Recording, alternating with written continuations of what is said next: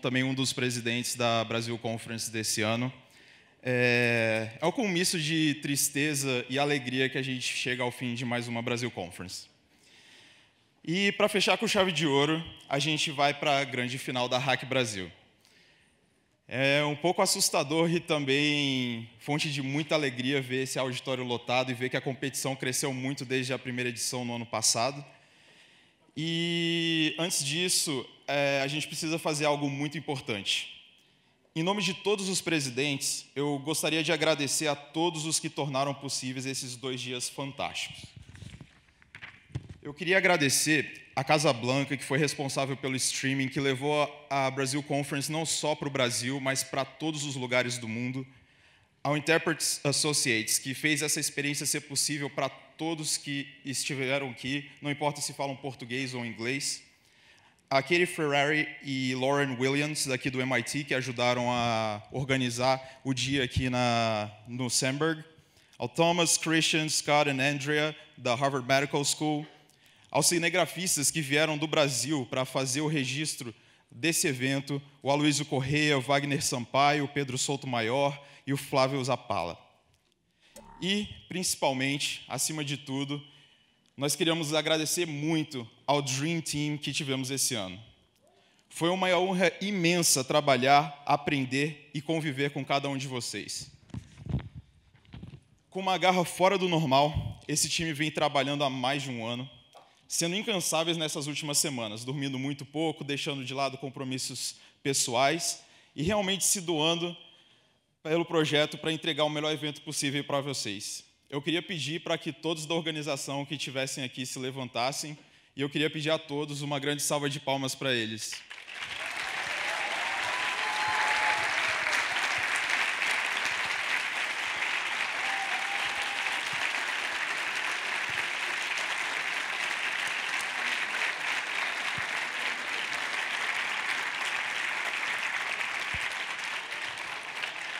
Bom, e agora, sem mais delongas, eu queria chamar a Mariana Godoy para apresentar a Hack Brasil 2018 para vocês. E antes de eu entregar o microfone, eu queria dizer que a gente tem algumas surpresas para vocês até o final do evento. Espero que aproveitem bastante. Mariana? Obrigada. Obrigada, Ivo. Então, eu quero dizer que eu também tenho uma surpresa para vocês. Eu fiquei muito tocada com o convite para participar de um evento tão bacana. Essa interação, essa troca, essa reflexão é muito importante.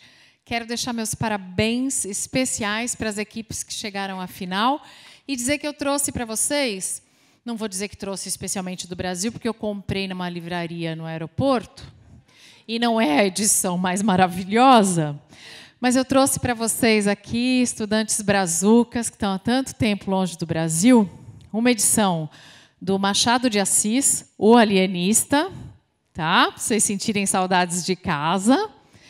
E um outro livro, que eu tenho um amigo inglês que me disse que foi como ele entendeu o brasileiro. Eu bati nele. Chama Macunaíma. Ele apanhou, do Mário de Andrade.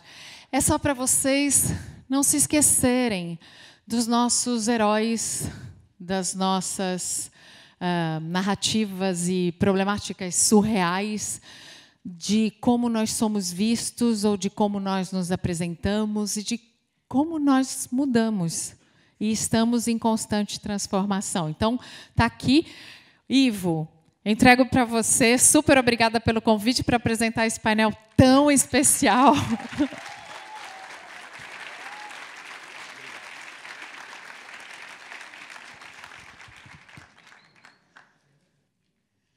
Olha, realmente, eu estou muito feliz por estar aqui em Cambridge. Já quero que meu filho venha estudar aqui. Está fazendo poli na USP, não sei se tem algum intercâmbio, se tiver, tá? Mas a Hack, esse é só o 2º ano da Hack, é o 4º ano da Brasil Conference, é só o 2º ano da Hack, que nasceu para que a Brasil Conference pudesse ter um impacto direto e um impacto de longo prazo mesmo no Brasil, através da tecnologia. Então, foram 572 inscrições, 25 equipes que acabaram participando da fase Maker, recebendo orientação de profissionais da área de empreendedorismo e tecnologia por 3 meses. Dessas 25 da fase Maker, as 5 finalistas estão aqui hoje no MIT, nessa grande noite de encerramento da Brasil Conference 2018. E elas foram selecionadas pelo impacto dos seus projetos, pela inovação proposta e pelo quanto elas conseguiram evoluir durante esses últimos meses. Então, por favor, uma grande salva de palmas para essas 5 equipes, a Atrium, a Cromai, a Licentia, a Millennium Bus e a Tijopor.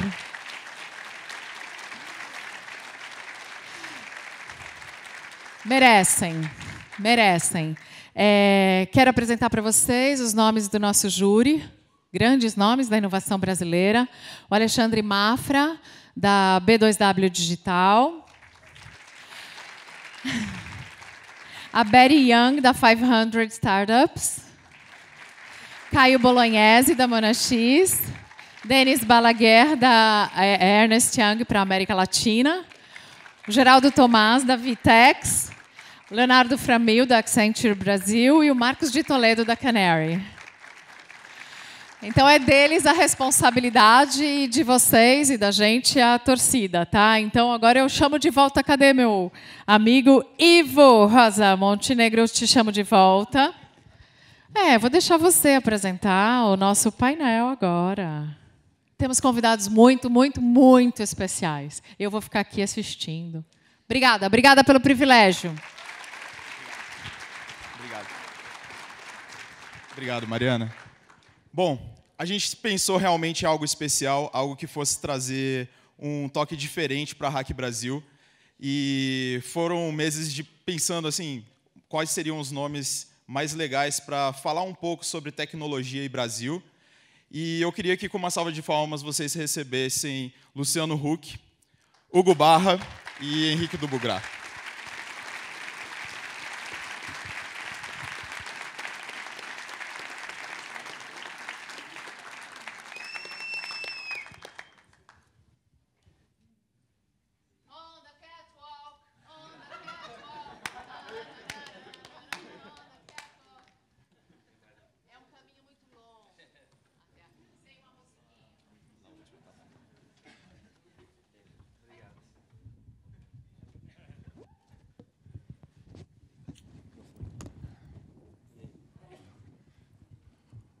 Parece concurso de Miss com vocês aqui de jurados.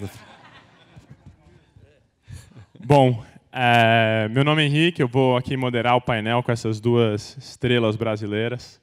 Primeiro, eu queria agradecer pelo convite. A barra está super alta aqui para fazer um bom trabalho depois de todos esses painéis. Mas acho que vai ser muito legal. Bom, primeiro eu queria começar pedindo que o Hugo e o Luciano contassem um pouco da trajetória deles. Acho que alguns de vocês já ouviram o nome, mas eu já ouvi ambas as histórias e acho um negócio assim espetacular. Então, se pudesse começar contando a trajetória, desde como você começou, saiu do Brasil, veio parar aqui nos Estados Unidos e, tá tocando muita coisa legal, e você também como começou tudo. Bom, vamos lá. Um prazer, pessoal. Meu nome é Hugo Barra.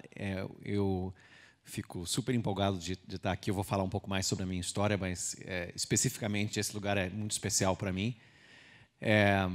E essa vista maravilhosa bate um pouco a vista mais para cima no Rio, né, gente? Inevitavelmente. Bom, eu nasci e cresci em Belo Horizonte, estudei no Colégio Pitágoras, na Pampulha. Tem alguém de BH aqui? Opa! Não existe mais, infelizmente. Pampulha? Opa!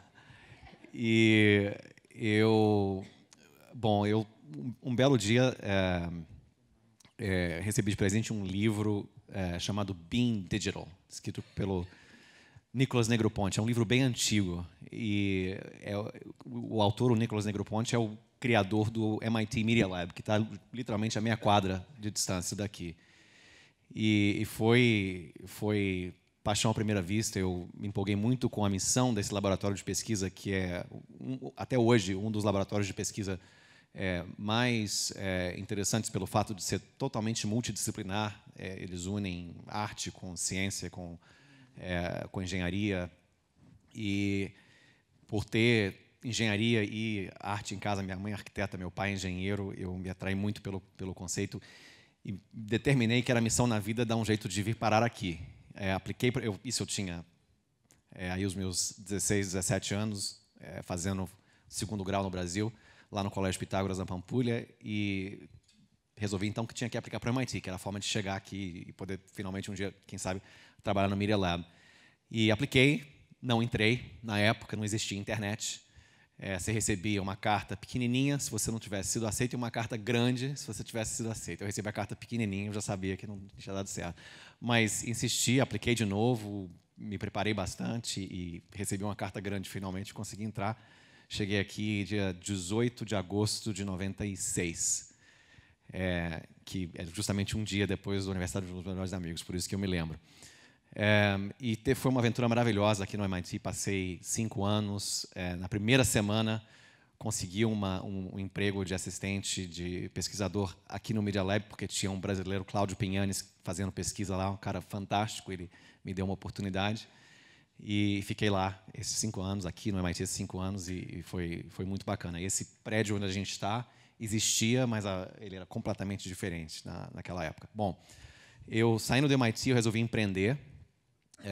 Foi no final do ano, no meio do ano 2000, tinha bastante capital de risco disponível, então eu resolvi empreender com alguns amigos.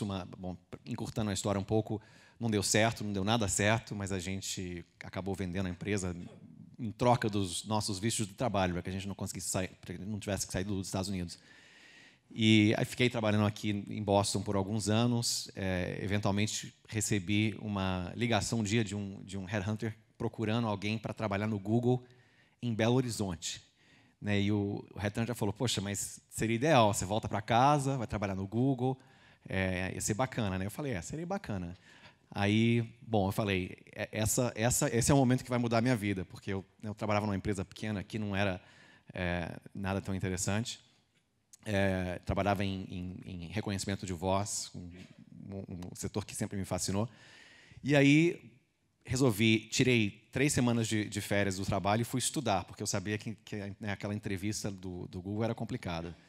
Fiz 12 entrevistas, fui aceito, mas no final do processo, o meu futuro chefe, que é um brasileiro, Mário Queiroz, que está no Google até hoje, falou que tinha uma outra vaga que talvez fosse mais interessante, porque eu adorava o mobile, eu adorava o smartphone. Na época, o iPhone tinha acabado de lançar, no meio de 2007. E ele falou: se você quiser, eu posso tentar te encaminhar para essa outra vaga aqui, mas você vai ter que desistir da vaga no Brasil. Eu falei, não tinha dúvida, resolvi que ia correr atrás daquilo. E, bom, consegui entrar, mais 12 entrevistas, tirei mais 2 semanas para estudar, porque o assunto era diferente. E aí entrei no Google. Fiquei 6 anos no Google, foi uma aventura extraordinária. A gente fez um monte de coisa bacana. Acabei, no meio dessa jornada, dentro da companhia, entrando na equipe Android, quando o Android não era pouco conhecido, tinha menos de 20 milhões de usuários no mundo, ou seja, era bem o comecinho daquela plataforma. Foi mais ou menos no meio dessa história que eu conheci o Luciano. Bom, saí depois, no final da minha carreira no Google. O Android tinha ultrapassado 1 bilhão de usuários, então foi aquela janela de tempo exata, foi realmente muita sorte estar na equipe justamente naquele momento, que foi uma jornada incrível. E aí eu tinha no Google trabalhado com gente do mundo inteiro, e eu tinha uns colegas da China que tinham saído da companhia e estavam abrindo uma companhia na China totalmente nova, uma companhia de hardware para fabricar smartphones, mas com um approach muito diferente, mentalidade de quem fazia software. O que me interessou muito. Ninguém nunca tinha ouvido falar nessa companhia, todo mundo falou que eu era maluco de sequer considerar a possibilidade de trabalhar para uma companhia na China. Eu peguei conselho de um monte de gente, quase que unanimamente as opiniões eram divergentes. Curiosamente, o Jorge Paulo achou a ideia muito bacana. E, bom, resolvi ir, me mudei para Pequim, larguei o emprego no Google, larguei o meu green card, me mudei para Pequim.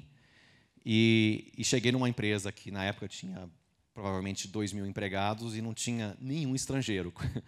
quanto menos brasileiro. E então foi uma jornada incrível, morar em Pequim, um lugar totalmente diferente. Eu posso falar muito sobre a China, que a gente aprende muita coisa lá. Mas o mais interessante era o que eu aprendi ali foi como que o chinês gosta de trabalhar e como que tem uma determinação incrível pelo trabalho.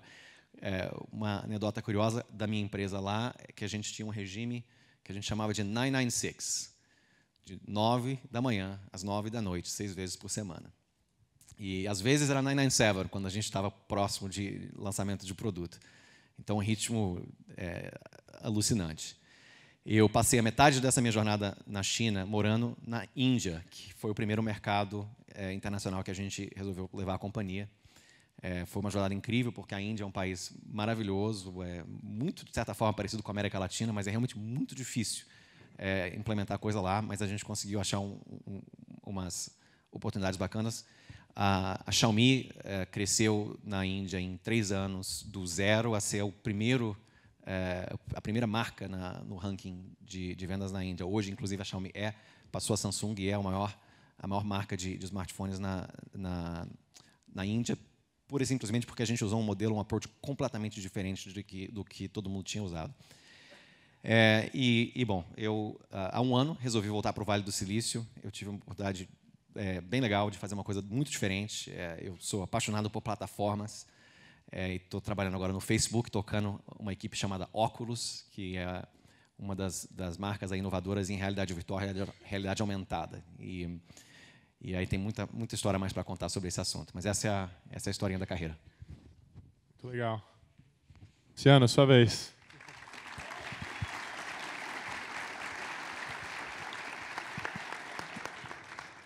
Bom, boa tarde a todos. Um pouco sem voz. Obrigado, Henrique. Obrigado pelo convite da Brasil Conference mais uma vez. E eu vou, ao invés de falar dos meus últimos 46 anos, eu prefiro me até ao último ano, que foi um pouco mais intenso, que valeu pelos outros 45. Então, acho que muito simbólico estar aqui nesse palco nesse dia 7 de abril. Há um ano atrás eu estava aqui também. Hoje se fecha a janela eleitoral no Brasil. Hoje seria o último dia. E aí o pessoal que saiu ontem à noite em Cambridge falou, quando você sai em Las Vegas para a noitada, você pode voltar sem dente. A turma que saiu aqui ontem à noite ficou com medo de voltar afiliado a algum partido. Eu achei melhor ficar em casa, no hotel. E aí, para não ter nenhum risco, Jorge, essa última semana eu passei na Sibéria. E até já que a gente está falando de tecnologia aqui, eu vou pedir licença para fazer um comentário. Antes, só falar uma coisa. Ministro Barroso, o senhor me representa, viu?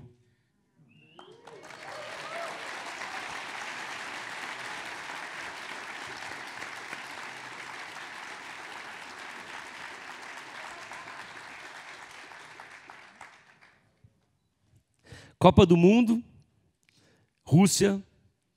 Falei, bom, o que eu posso fazer de conteúdo para a Copa do Mundo que seja rico, né? Falei, bom, vou atrás, vou tentar encontrar quem são os russos que não sabem o que é futebol. Tá bom. Aí lembro do meu amigo Sebastião Salgado, que tinha feito no Gênesis, no último livro dele, fotografias de um povo russo, de um povo, tribos russas, de russos no norte da Sibéria. Os Nenets. Tem água aí, hein? Posso roubar um? Obrigado. Os Nenets. Eu liguei e falei, Tião, dá para chegar lá? Ele falou, dá um certo trabalho. Eu falei, mas vamos tentar. Eu falei, tá bom. Então, parti para a Sibéria, 7 dias atrás dos Nenets, que são dos poucos povos nômades ainda vivos e que preservam a sua cultura no planeta Terra. Longe, mas longe, longe. Pensa uma coisa longe. De Moscou foram mais 5 horas de voo para Salekhard. De Salekhard foram mais quase 9 horas de carro para chegar até os Nenets, e a gente encontrou os Nenets. Aí, realmente, a cultura super legal. Falei, vamos... né? Nômades, Sibéria, quase no Polo Norte, acima do Círculo Polar Ártico, né? Com certeza eles não sabem o que é futebol, tal. Eu pedi para puxar uma foto. Tem a foto aí, não? Da menininha? Tem como botar? Dá para fazer? Impossível. Não, não, esse é o lugar deles. A do lado, olha lá. Ó. Ela é de celular. No norte da Sibéria. Então, óbvio que ele sabia. Falou Neymar, Ronaldo. Eu falei, o que eu vim fazer aqui, então? Então, o mundo está conectado até nos povos Nenets no norte da Sibéria. Mas foi uma experiência muito rica. Esse do lado é o povo onde eu dormi, que me hospedaram por uma noite. Foi muito bacana. A Suzana vai gostar de lá, te falei. Bom, mas voltando à pergunta do Henrique, eu queria dizer...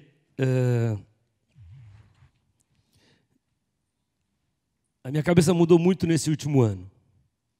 Muito. Eu acho que eu tenho absoluta certeza que eu não caio mais na caixinha que eu estava há um ano atrás. A hora que você começa a pensar políticas públicas de um jeito maduro, é uma das coisas mais sedutoras que pode acontecer na cabeça de alguém. Eu, nos últimos 18 anos, e o Caldeirão fez 18 anos hoje, eu viajei o Brasil inteiro, todos os estados.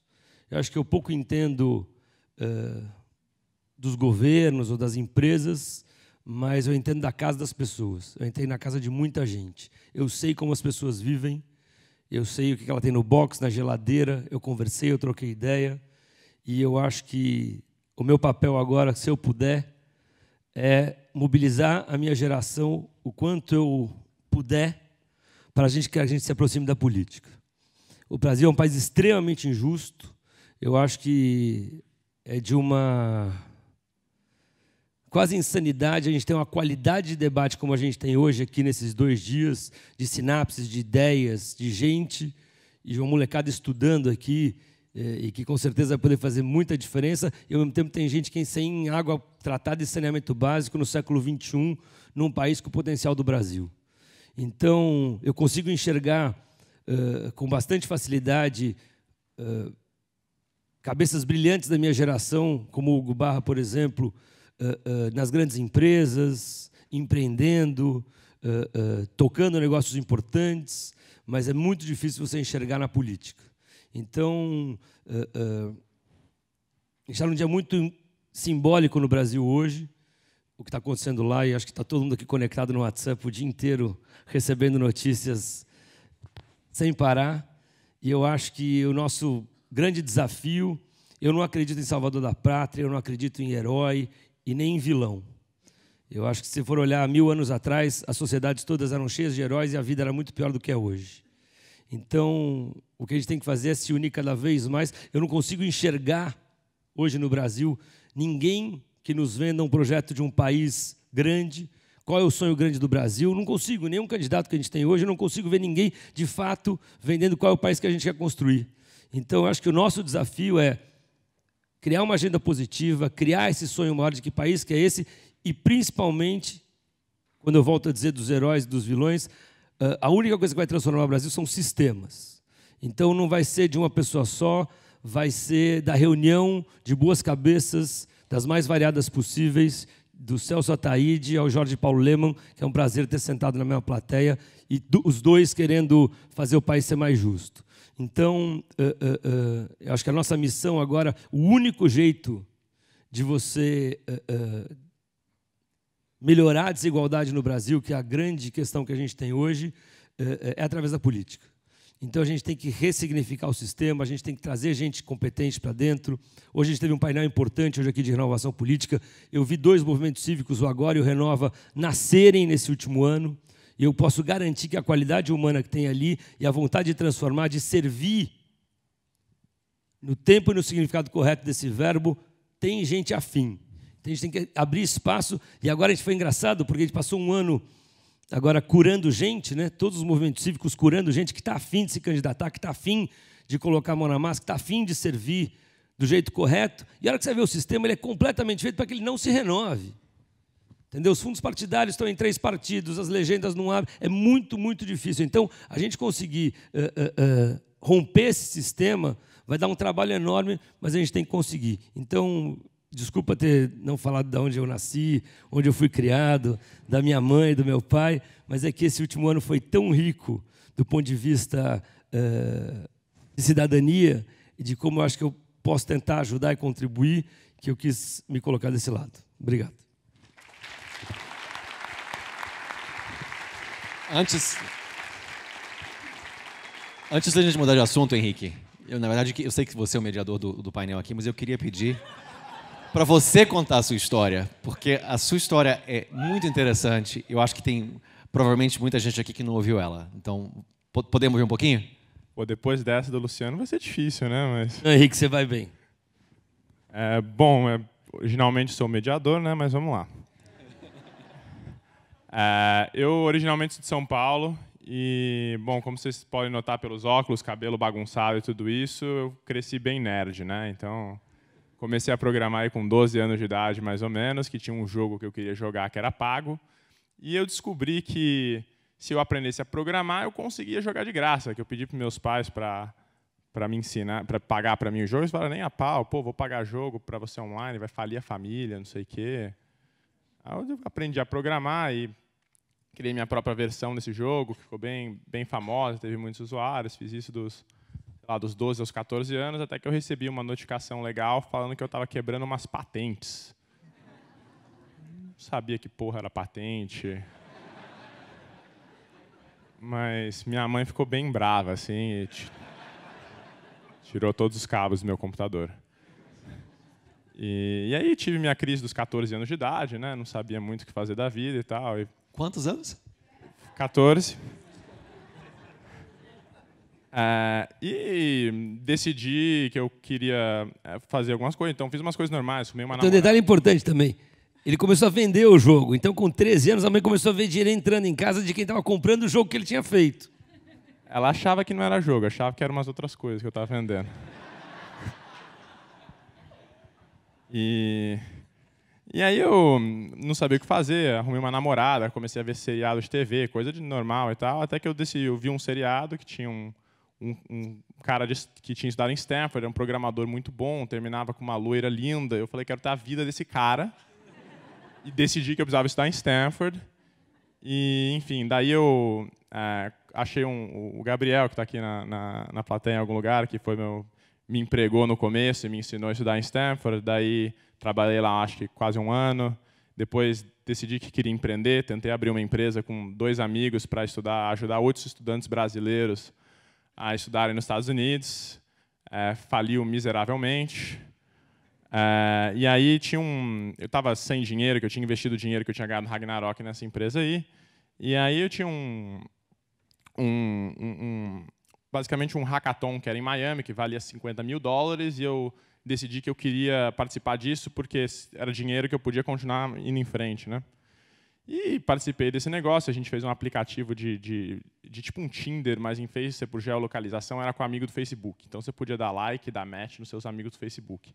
Então, tipo um projeto de hackathon mesmo, que nem vocês fizeram para a Hack aqui. E acho que a gente deu uma sorte lá, que todo mundo fez umas coisas muito complicadas, e a gente fez um negócio que funcionava e conseguimos ganhar lá o dinheiro. Voltamos para o Brasil e lançamos. Adivinha o que aconteceu? Lançamos no Brasil, devia ser previsível, mas os homens clicavam em todas as mulheres, então ninguém gostava do nosso aplicativo. E aí a gente começou a cobrar dos homens para saber quem era e tal. Enfim, foi aqui que a gente teve a primeira experiência com meio de pagamento, que foi onde eu fiz tudo que eu até hoje. E daí eu conheci meu sócio Pedro, que tem uma história até mais incrível que a minha. Tomara que na próxima Brasil Conference vocês deviam trazer ele, em vez de mim.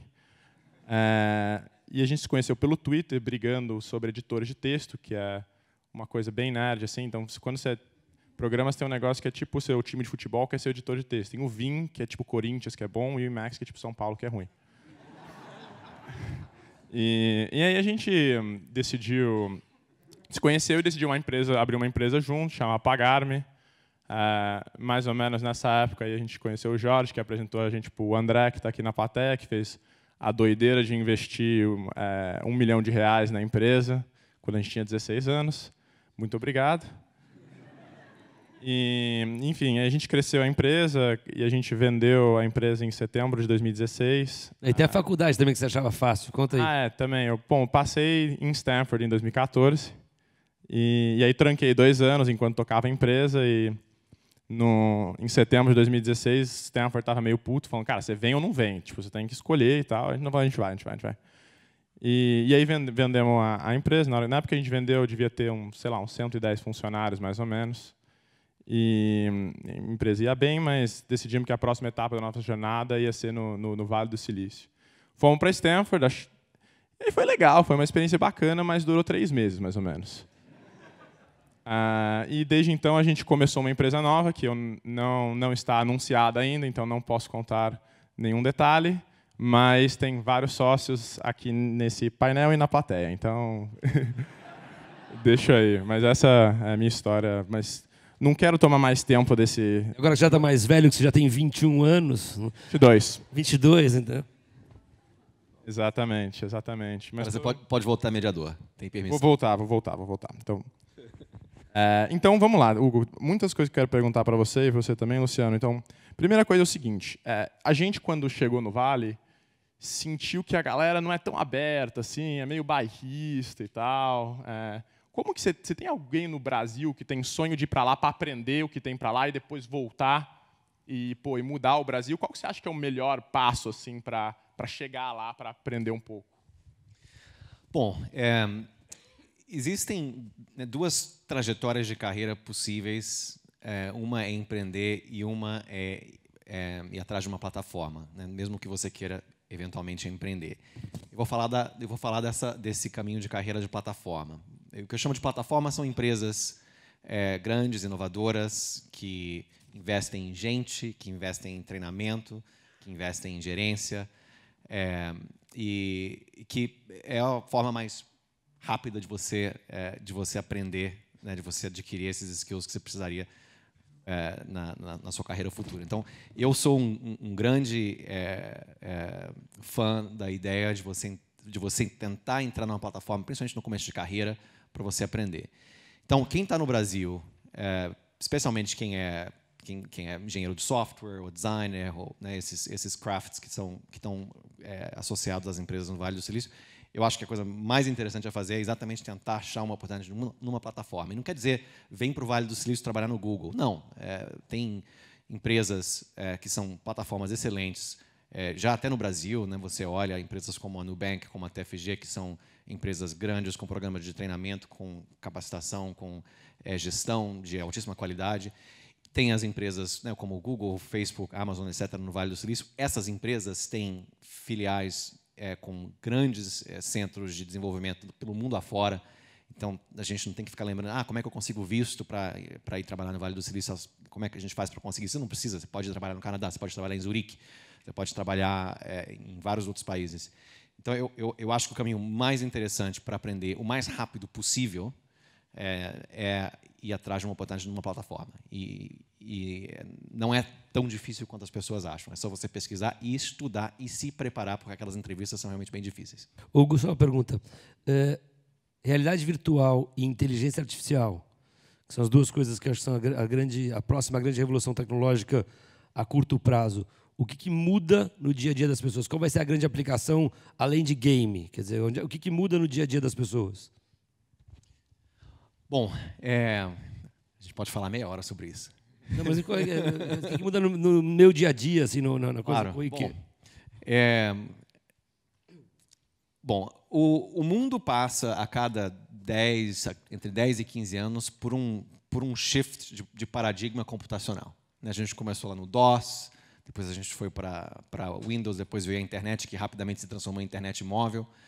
E a grande pergunta hoje é qual vai ser o próximo paradigma computacional. E eu acho que você acertou na pinta. É uma combinação entre inteligência artificial e realidade virtual, realidade aumentada, né, que são, na verdade, são 2 variações da mesma coisa. A aposta que eu estou fazendo na minha carreira nesse momento é que o próximo paradigma computacional realmente vai ser ligado à realidade virtual aumentada. E a minha explicação é muito simples. Todos nós hoje temos pedaços de vidro retangular na nossa vida. Pode ser um pedaço de vidro pequenininho como esse, como pode ser um pouco maior, como pode ser uma tela de computador, como pode ser uma tela de televisão, como pode ser uma tela de cinema. E eu acho assim absolutamente impossível que esse é o formato final, que a gente vai parar aí, que tudo que você vai fazer no seu trabalho, na sua interação com outras pessoas, entretenimento, etc., vai ser uma tela retangular, um viewport para um mundo qualquer, seja de produtividade, seja de entretenimento e tal. Então, eu acho que é inevitável que o mundo vai entrar, que as plataformas computacionais vão evoluir para um padrão completamente imersivo, onde, se você for trabalhar, agora respondendo a pergunta, se você for trabalhar, se você trabalha, né, num escritório pequeno e com tarefas mais simples, você tem uma tela. Se você trabalha em finanças, você tem 2 ou 3 telas. Se você é designer, você tem, sei lá, telas maiores, com resolução maior e tal. Mas por que você tem que ter telas?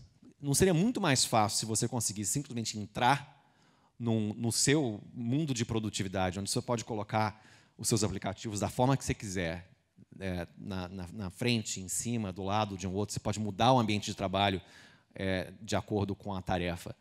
Então, eu não tenho a menor dúvida que a forma como a gente trabalha vai mudar completamente. O mais interessante, na verdade, vai ser a forma como a gente colabora com outras pessoas, por exemplo, no trabalho. Hoje em dia tem esse negócio de ou você vai para a sala de reunião, ou você liga para a pessoa no telefone, ou você faz uma chamada de vídeo. Em muitos casos, você combina essas coisas. Tem algumas pessoas estão numa sala de reunião, outras pessoas estão em outra sala de reunião, você se comunica por vídeo. É uma outra limitação absurda que limita a produtividade de um trabalho em equipe de maneira fenomenal. No futuro, a gente vai trabalhar em realidade virtual, ou seja, é como se a gente estivesse junto no mesmo lugar, com as ferramentas que a gente precisa para trabalhar juntos, mesmo que cada um esteja em um canto diferente do mundo. Isso também vai se aplicar a toda a interação que a gente tem com as outras pessoas, né? Claro que a gente não vai jantar junto em realidade virtual, porque a comida vai continuar na realidade real. Mas interações sociais, coisa com família, etc., vai ser completamente diferente. A gente vai conseguir estar no mesmo lugar, né, fazendo atividades, jogos, assistindo coisas, se divertindo, mesmo estando em outro lugar do mundo. Eu me lembro muito bem, quando eu estava aqui no MIT, que o jeito de falar com a minha mãe era comprar um calling card, e a gente sempre achava que era mais barato. E aí eu ligava para um número, digitava o número do meu calling card, tinha crédito, tinha meia hora, 40 minutos. Depois isso evoluiu para Skype, agora é FaceTime, mas parou. É lógico que a gente não vai parar por aqui. É lógico que a forma de você interagir com a sua mãe que está longe não vai ser uma tela retangular, por mais que seja alta resolução. Vai ser como se ela estivesse ali com você, como se você estivesse lá com ela. Então, acho que vai mudar basicamente... As pessoas não vão mais se encontrar, basicamente, é isso. As pessoas vão se encontrar mesmo quando elas não puderem se encontrar. Entendi. Hugo, só para puxando mais um gancho disso aqui, eu queria fazer uma pergunta que era o seguinte.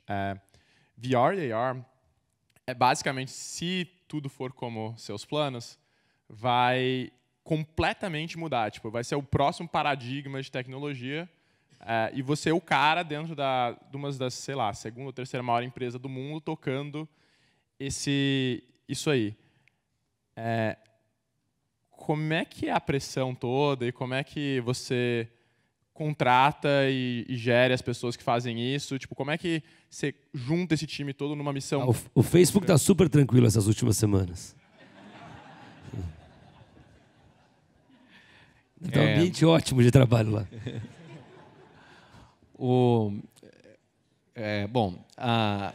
clima dentro da empresa é de colaboração, e a gente tem plena ciência dos challenges que a gente tem pela frente e estamos trabalhando bastante nisso. Mas, com relação à sua pergunta, é um desafio muito grande, porque o que a gente tem que fazer é juntar engenharia de software com visão computacional, com engenharia de sensores, com engenharia de hardware, e paradigmas de interface ao usuário completamente diferentes, né? Então, a chave disso tudo certamente é pessoas.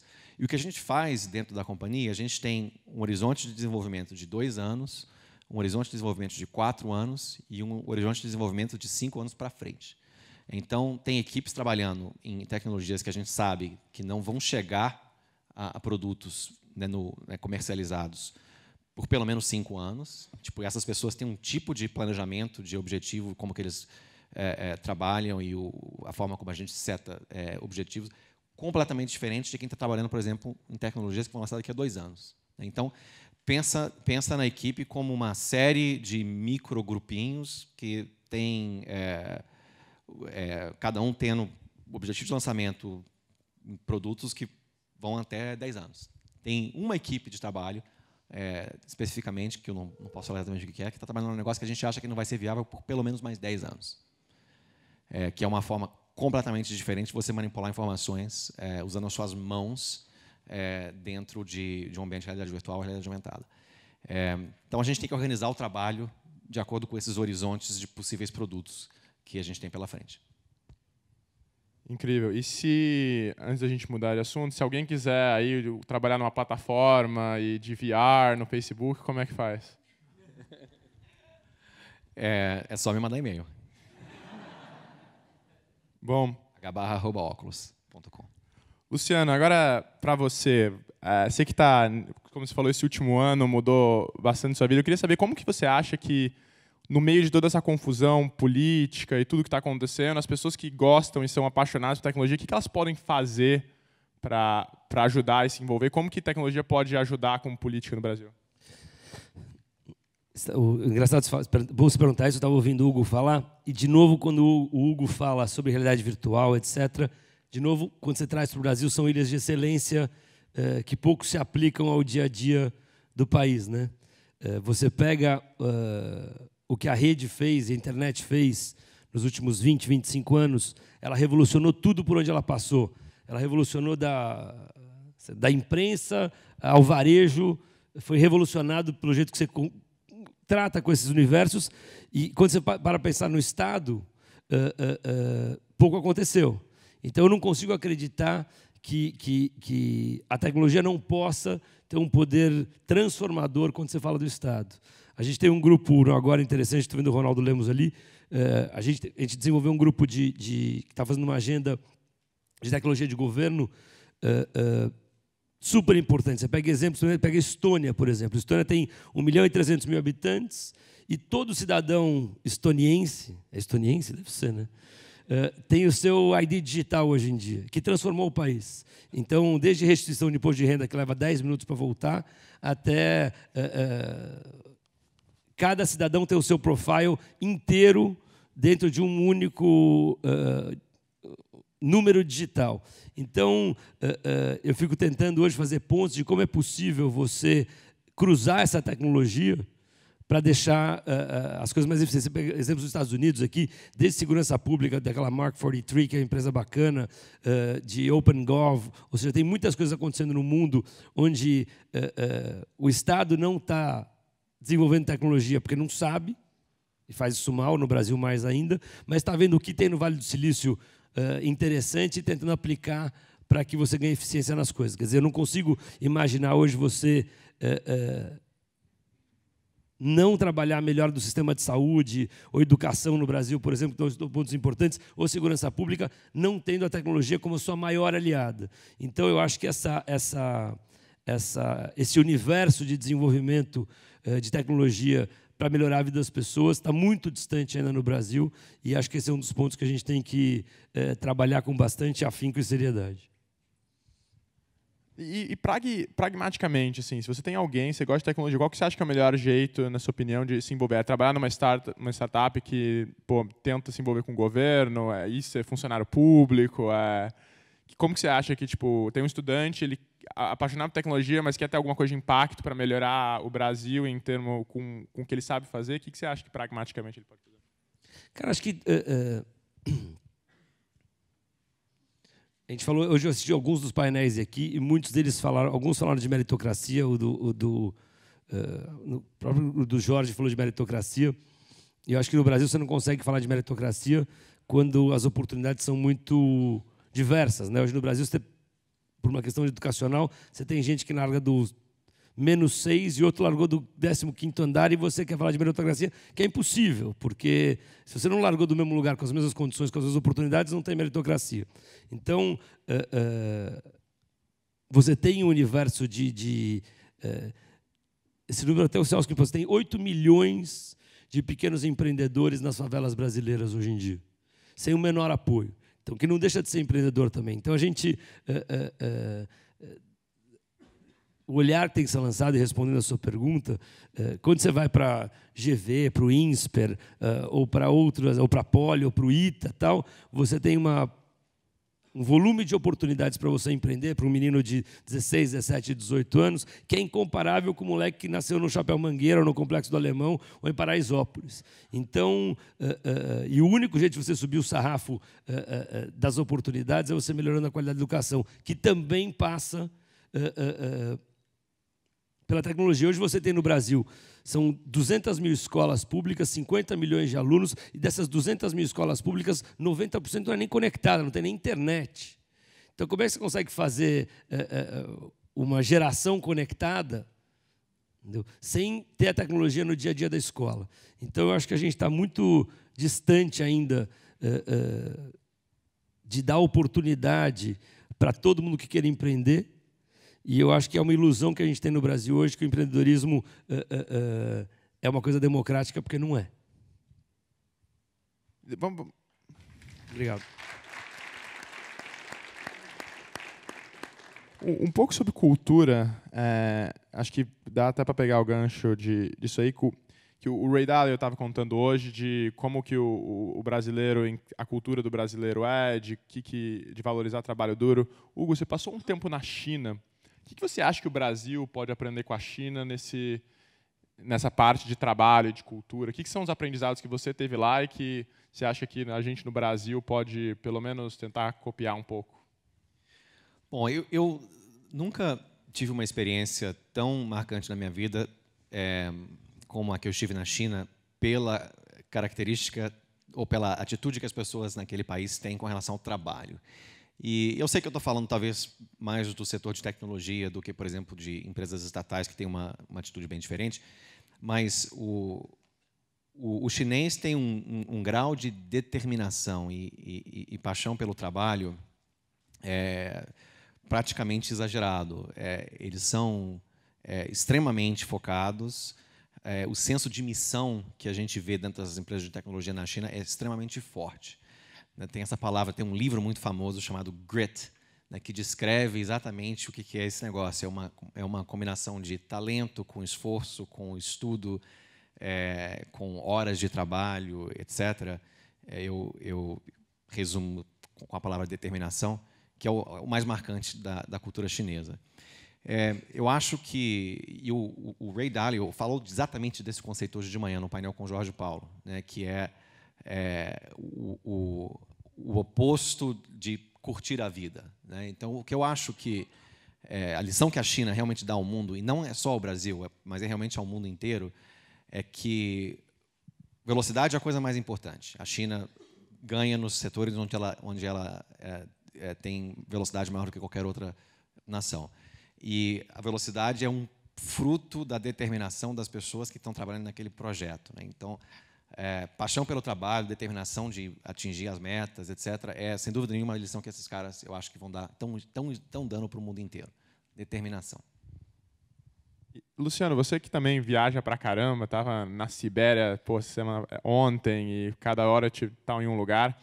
O que você viu aí pelo mundo, que em termos de cultura, que você fosse dar uma mensagem para os brasileiros, assim, de que a gente pode aprender com a cultura de algum país, você falaria? Cara, com os nenets, eu posso falar que eu estou bem com a Sibéria na cabeça. Tinha essa menininha que está com o celular na mão que eu mostrei aqui, Sofia, 9 anos.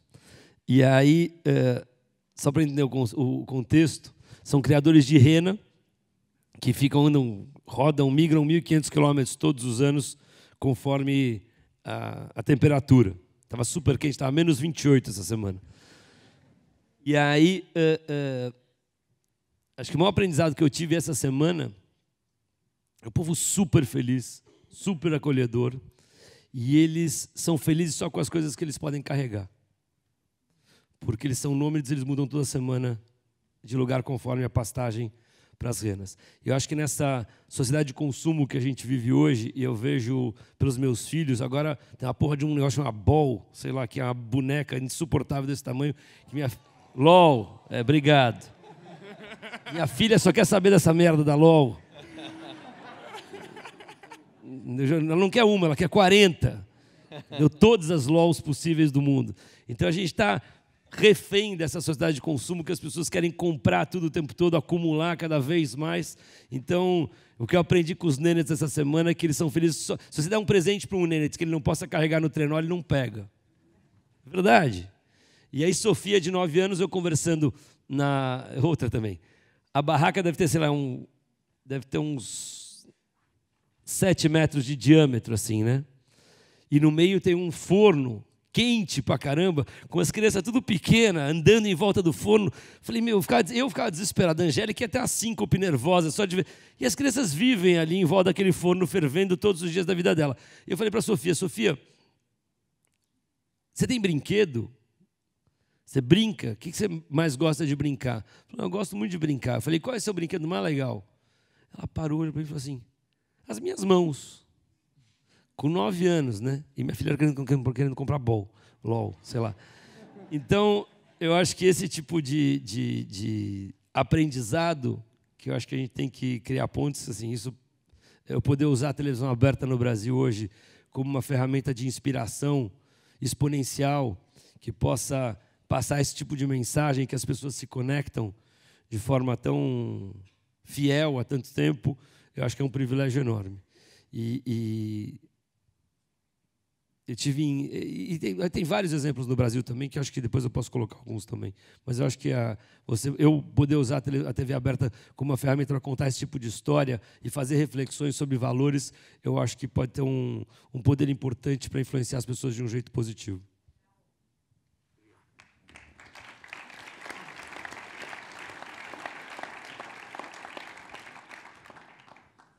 Vamos falar um pouquinho de educação.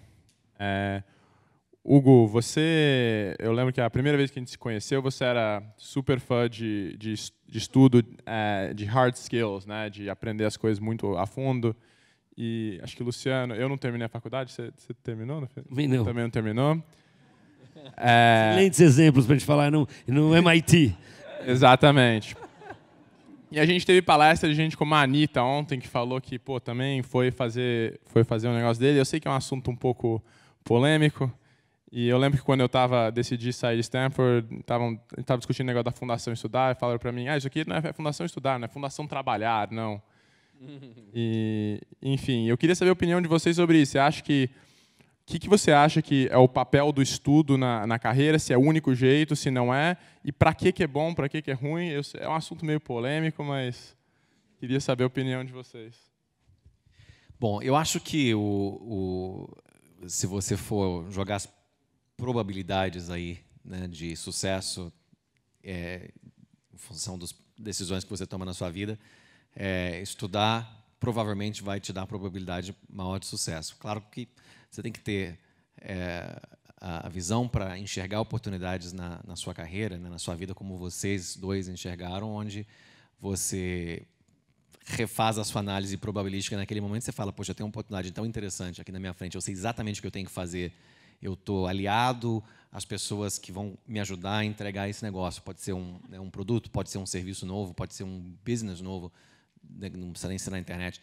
Sim, você toma uma decisão no momento e você muda de trajetória, mas eu acho que a aquisição de hard skills e a aquisição de soft skills começa quase imprescindivelmente com a educação. E a educação acontece na escola, a educação acontece no mestrado, a educação acontece com mentorship, né? Você trabalhar embaixo de pessoas que têm um compromisso gigantesco com o seu desenvolvimento. Por isso que eu volto sempre naquela história de plataformas, né? Se você tiver a oportunidade de começar a sua carreira numa plataforma, numa empresa que tem esse ambiente de investimento nas pessoas, você vai conseguir adquirir esses hard skills e esses soft skills mais rapidamente. Há grandes e maravilhosas exceções aqui, a minha companhia nesse painel. Mas, falando estatisticamente, eu acho que estudar é sempre uma excelente ideia e estudar bastante por um bom tempo.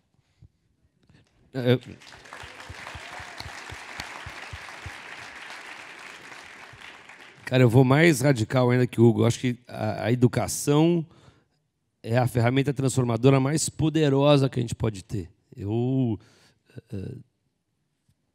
Qualquer agenda que eu for desenvolver agora, a educação é fundamental. A educação é o único jeito de você primeiro, como eu já falei aqui, tentar igualar de alguma forma as oportunidades e, consequentemente, a meritocracia pelas oportunidades iguais. Então, a escola é fundamental. A escola é onde nasce um país. A escola é onde você forma uma geração que possa ter noção da sua cidadania, dos seus valores. Eu acho que a escola e a educação como um todo tem que ser a agenda número 1 do Brasil, mesmo que ela não dê voto para ninguém, mas ela tem que ser. Eu até cruzei hoje aqui o ex-prefeito de Sobral. Eu estive em Sobral, no Ceará, e é um projeto de 20 anos, não é um projeto de 2 anos, mas você vê como a educação levada a sério transforma uma cidade, transforma... as pessoas têm orgulho. Assim, no Brasil, a gente tem que valorizar o professor. O professor não é uma... Quando você fala com um professor de Harvard, um professor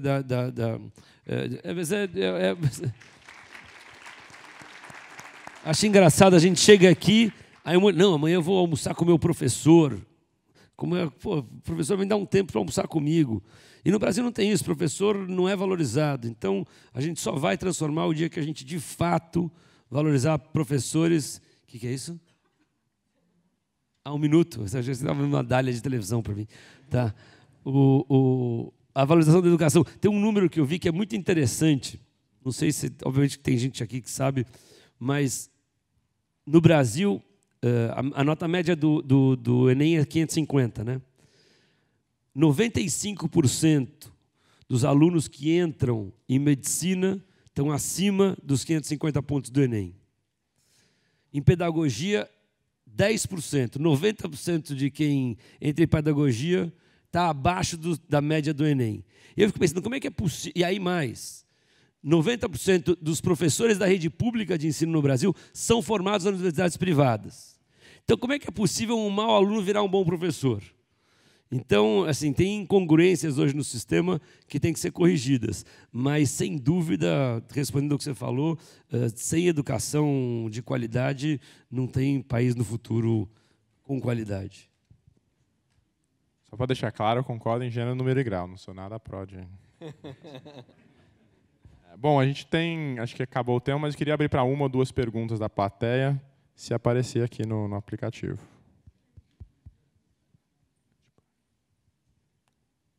Apareceu? Acho que ninguém está curioso, não. Bom. Tem alguma pergunta live aí? Alguém quiser? Manda. O microfone aqui. Pergunta para o Hugo Barra. Pode repetir o e-mail address? h@oculus.com. hbarra@oculus.com. É uma boa pergunta essa, está ótimo, vocês estão super curiosos. No fundão ali.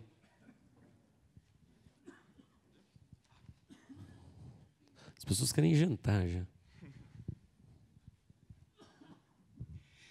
Para o Luciano, eu queria saber como você viu a prisão do ex-presidente Lula hoje, que tipo de impacto isso pode ter na disputa eleitoral. Pergunta fácil, né? E nessa... Por isso que a gente usa os aplicativos, né, gente? E...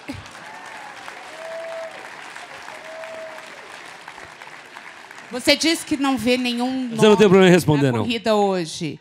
Nenhum nome que te atraia na disputa hoje. Então, por que você não saiu candidato? Desculpa, fala de novo. Você disse que não vê ninguém hoje com um projeto de país grande que você gostaria de ver. Então, por que você não saiu candidato e apresentou esse projeto? Cara, eu acho que é uma construção. Foi muito difícil essa decisão de não ser candidato, que passou por tem vários filtros, vários layers nessa história. A primeira foi porque eu dizia que até o dia 7 de abril, hoje, tinham 3 séculos para eu tomar a decisão, que era o século de janeiro, o século de fevereiro e o século de março. E por uma questão profissional que eu não discuto, eu acho que a Globo até estava certa nessa questão, ela me obrigou a tomar uma decisão muito cedo. Então, que me colocaria numa posição muito solitária, na chuva, apanhando muito antes da hora. E eu respeito a decisão da Globo, ou a cobrança da Globo nesse sentido. Estou lá há muito tempo e sei da correção e quanto foram corretos comigo o tempo todo. Então, eu decidi não ser, primeiro, porque eu não pude usar o tempo a meu favor. Segundo, apesar da minha filha querer comprar um monte de bola, ela tem 5 anos de idade, então teve a questão familiar também importante. E mais do que isso, eu sempre gostei muito de entregar mais do que as pessoas esperam de mim.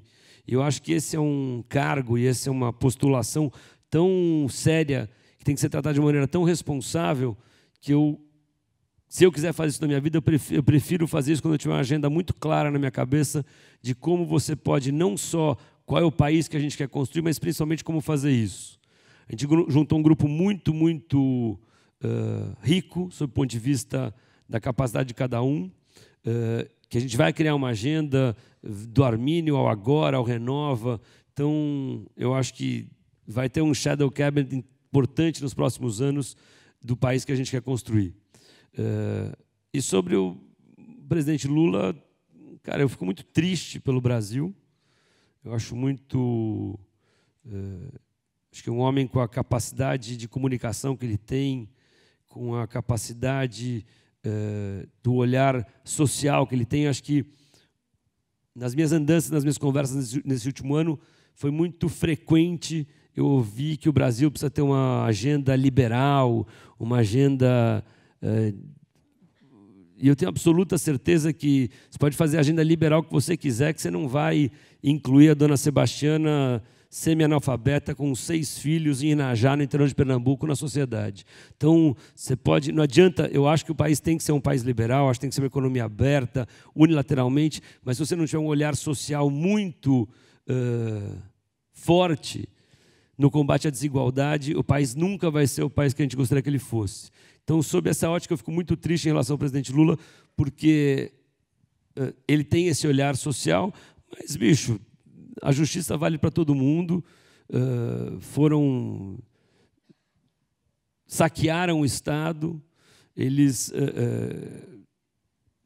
colocaram o Estado a favor de um grupo político, por um projeto político de um grupo e não do país todo.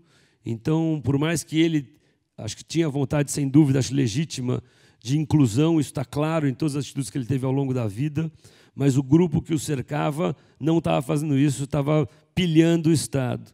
Então, toda ação tem reação e consequência, é o que está acontecendo agora, o que é uma pena, uma tristeza. Eu acho que você, como eu comecei falando aqui, você personificar como vilão ou como herói é muito ruim. Então, o ministro Barroso falou hoje aqui, eu concordo, eu acho que para a democracia é ruim você ter essa polarização. A hora não é de discussão, a hora não é de esquerda ou de direita. A gente está num momento tão difícil do país que a gente tem que conversar com todos os lados, a gente tem que ouvir as melhores ideias, a gente tem que colocar em prática a ideia independente de onde ela nasceu. Então, eu sou um construtor de pontes e eu acho que o nosso dever de todos nós aqui é tentar minimizar a polarização e tentar fazer do país um Brasil mais justo, ouvindo ideias e pessoas que vêm de todos os cantos do país. Mas é um dia muito triste para o Brasil e espero que a próxima eleição a gente consiga renovar o máximo possível o legislativo, que é o dia que a gente tiver um Congresso e um Senado que, em sua maioria, seja ocupado por pessoas que queiram servir de fato o Brasil, a gente não vai ter mais os problemas que a gente está vivendo hoje em dia.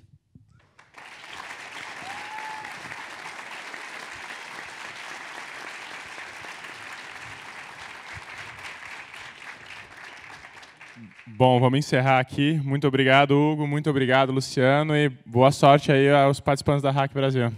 Boa sorte a todos. Obrigado, gente. Henrique. Obrigado, Hugo.